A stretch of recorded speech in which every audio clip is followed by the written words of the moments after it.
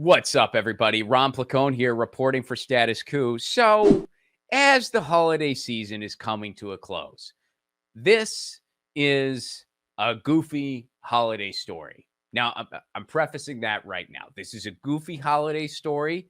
If you're not feeling a goofy holiday story, if you're like, no, I am not for a goofy holiday story. The world is collapsing and I need that reinforced 24 hours a day, 7 days a week. So please reinforce that. I have no time for a goofy holiday. So, okay, totally understand.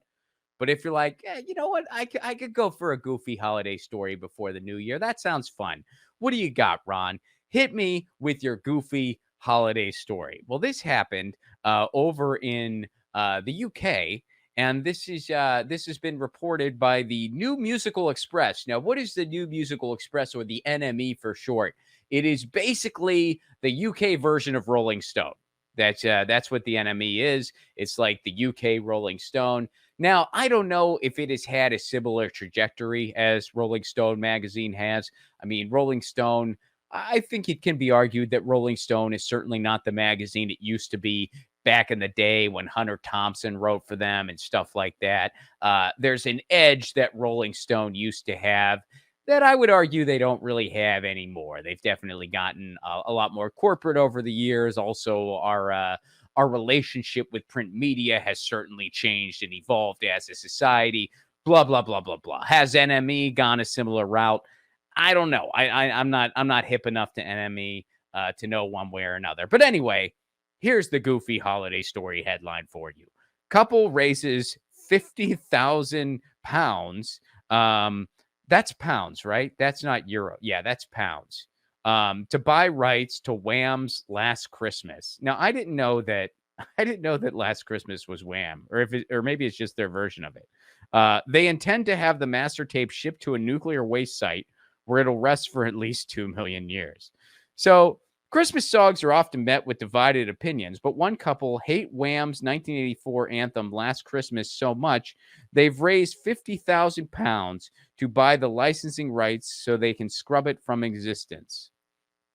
So this all began, her contempt for the song began when she was 20. She is now 33, and she worked in a cafe in Oxford, and her boss would play it ad nauseum.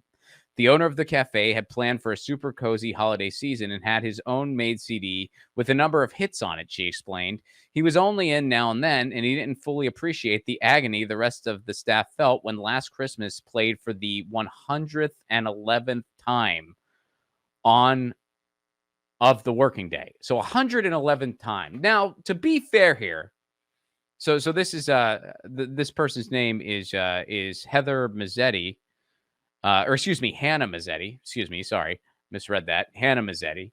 So it's her and her husband that are operating this campaign. Now, to be fair here, 111 times, that is way too much for one song. That is just way too much in a day for any one song. And I can certainly relate to songs being ruined. There are a couple songs that have been absolutely ruined for me. Now, some of them are songs that I never cared for in the first place. I can give two examples. And you know what? By the way, here's a fun thing. In the comments below, leave some of those examples of yours. What are some songs that just for whatever reason, either you like the song or you never liked the song, but either way, it was just completely butchered and ruined for you for whatever reason? I can give you two.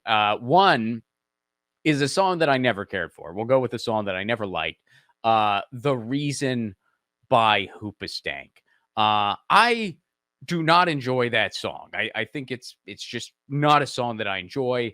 I don't have anything more elaborate to say than that. I just don't enjoy that song. I think it's very whiny. I think it's very one-dimensional. And I think it's just honestly annoying. So how did that song really get butchered for me? Well, in college, there was this guy on my floor who he didn't have the best of luck with girls, with dating. And his way of coping with that is that he would blast that song as loud as he could and sing along with it at the top of his lungs. And he did this all the time. Whenever I saw the guy talking to a girl or hanging out with a girl, which wasn't super often. But whenever it did happen, I'd be like, oh, he's gonna not make a move or something, and he's gonna be bummed out, and he's gonna be blasting that annoying ass song later this evening. And sure enough, 100% of the time that happened. He would just be blasting that frickin' song.